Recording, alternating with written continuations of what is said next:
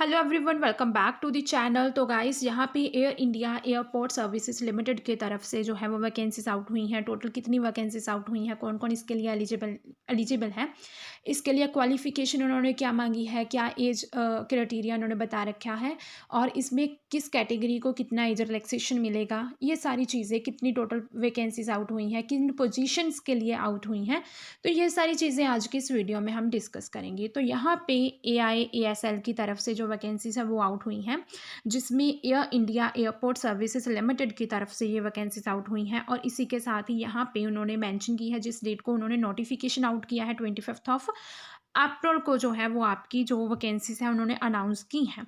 इसी के साथ ही यहाँ पे अगर हम बात करें जो है आपकी जो पोस्टिंग है वो कहाँ पे होगी, तो जयपुर में होगी। इसी के साथ ही यहाँ पे उन्होंने पोजीशंस आपको अलग अलग बता रखी हैं, जैसे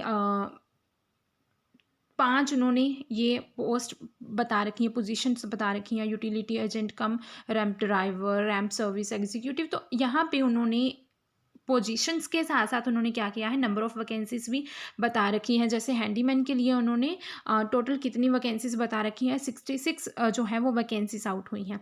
इसी के साथ ही अगर हम इनकी इंटरव्यू की बात करें तो वो आपकी 8 मई से जो है वो स्टार्ट होगी। मीन्स कि वो उन्होंने अलग अलग बता रखी हैं। जैसे कस्टमर सर्विस एग्जीक्यूटिव की है तो वो 9 मई को होगी।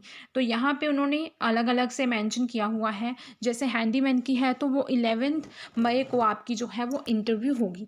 इसी के साथ ही यहाँ पे इन्होंने एज के बारे में अभी तक उन्होंने कुछ नहीं बताया। मेल्स एंड फीमेल्स दोनों ही कैंडिडेट्स इसमें एलिजिबल हैं। क्या एज रिलैक्सेशन है, इस पे भी हम आगे बात करेंगे। तो यहाँ पे आगे हम देख लेते हैं कि इन्होंने जैसे पोजीशंस के लिए क्वालिफिकेशन भी इन्होंने अलग अलग रखी हुई है। किसी के लिए जैसे full time bachelor of engineering in mechanical automobile production, जो इलेक्ट्रिकल एंड इलेक्ट्रॉनिक्स है ना। तो यस, ऐसे ही इन्होंने काफ़ी सारी चीज़ें बता रखी हैं। अगर हम सैलरी की बात करें तो सैलरी यहाँ पे आपको कितनी मिलती है, सैलरी है 29,760 रुपीज़ आपकी सैलरी है। इसी के साथ अगर हम एज लिमिट की बात करें तो जनरल कास्ट के लिए जो एज लिमिट है वो है 28 ईयर्स, और कैंडिडेट जो है OBC से बिलोंग करता है तो उसके लिए 3 ईयर्स की रिलैक्सेशन आपको मिल जाएगी। जो कैंडिडेट SC और ST जो कैंडिडेट्स हैं उनको 5 ईयर्स की रिलैक्सेशन मिल जाएगी। तो ये आप खुद से चेकआउट कर सकते हैं कि किस कैटेगरी को कितनी एज रिलैक्सेशन मिलती है। इसी के साथ ही जैसे यहाँ पे अगर हम सेकंड वैकेंसी की बात करें तो यहाँ पे कस्टमर सर्विस एग्जीक्यूटिव की वैकेंसी है। ग्रेजुएट जो है वो कैंडिडेट्स इसके लिए अप्लाई कर सकते हैं। इसी के साथ अगर सैलरी की बात की जाए तो 24,960 रुपीज़ इसकी सैलरी है पर मंथ की। और जर्नल कास्ट के लिए 28 ईयर्स आपको जो है एज लिमिट, अपर एज लिमिट बता रखी है। और जो OBC के लिए है और ST और SC कैंडिडेट्स हैं उनके लिए एज रिलैक्सेशन सेम है। OBC के लिए 3 ईयर्स एंड SC और ST कैंडिडेट्स के लिए 5 ईयर्स का जो है एज रिलैक्सेशन उन्होंने बता रखा है। इसी के साथ ही गाइस आगे हम और देखते हैं कि जैसे जो जूनियर कस्टमर सर्विसेज एग्जीक्यूटिव हैं उनके लिए क्या एज क्या क्वालिफिकेशन है, क्या एज रिलैक्सेशन है, क्या उनकी सैलरी है। तो यहाँ पे 12th जो जिन्होंने की है वो जूनियर कस्टमर सर्विस एग्जीक्यूटिव के लिए अप्लाई कर सकते हैं। 21,270 रुपीज़ आपकी सैलरी रहेगी। इसी के साथ 28 ईयर्स आपका अपर एज लिमिट है और 3 ईयर OBC के लिए एज रिलैक्सेशन है, और ST और SC के लिए जो है वो 5 ईयर्स का एज रिलैक्सेशन आपको मिल जाएगा। अगर हम यहाँ पे और नीचे देखें तो रैंप सर्विस एग्जीक्यूटिव के लिए भी यहाँ पे वैकेंसीज आउट हुई हैं। तो यहाँ पे 3 ईयर्स का जो है वो डिप्लोमा इन्होंने मांगा है, किसमें, mechanical electrical production electronics automobile recognised by the state government, है ना। तो यहाँ पे इन्होंने इनकी सैलरी भी जो है वो मेंशन की हुई है। सैलरी कितनी है यहाँ पे 24,960 रुपीज़ इसकी सैलरी है। एज लिमिट की अगर हम बात करें तो एज लिमिट वही है 28 ईयर्स, और बाकी ST और SC कैंडिडेट्स के लिए और OBC के लिए भी सेम ही इन्होंने एज बता रखी है। और यहाँ पे जो आपका फॉर्म है वो आपको ऑफलाइन फिल करना होगा, और आपको अपने वेन्यू पे इनकी जो है अपने डॉक्यूमेंट्स को भी साथ में लेकर जाना होगा। इसी के साथ ही अगर हम टोटल नंबर ऑफ़ वैकेंसीज़ की बात करें तो हमारे पास टोटल नंबर ऑफ़ वैकेंसीज़ कितनी है, 145 वैकेंसीज़ जो हैं वो इन्होंने आउट की हैं। तो यहाँ पे जो एक पोजीशन है यूटिलिटी एजेंट कम रैंप ड्राइवर के लिए। तो जिन्होंने 10th स्टैंडर्ड पास किया हुआ है वो कर सकते हैं। 21,270 रुपीज़ इसकी आपकी सैलरी रहेगी। इसी के साथ अपर एज लिमिट भी सेम ही है।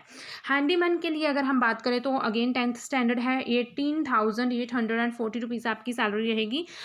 As upper age limit ST, general caste, SC and OBC के लिए अगेन सेम है। इसी के साथ ही यहाँ पे इन्होंने सारी चीज़ें मेंशन की हुई हैं।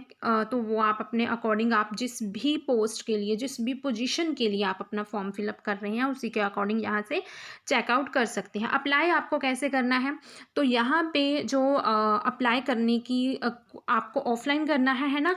तो एप्लीकेशन जो फ़ी की अगर हम बात करें तो 500 रुपीज़ आपकी एप्लीकेशन फ़ी है। ST और SC कैंडिडेट्स के लिए जो है वो और एक्स सर्विसमैन जो है उनके लिए जो आपको एप्लीकेशन फ़ी नहीं देनी पड़ेगी, ठीक है। इसी के साथ ही अगर हम आगे देखें तो यहाँ पे उन्होंने अपनी वेबसाइट मेंशन की हुई है।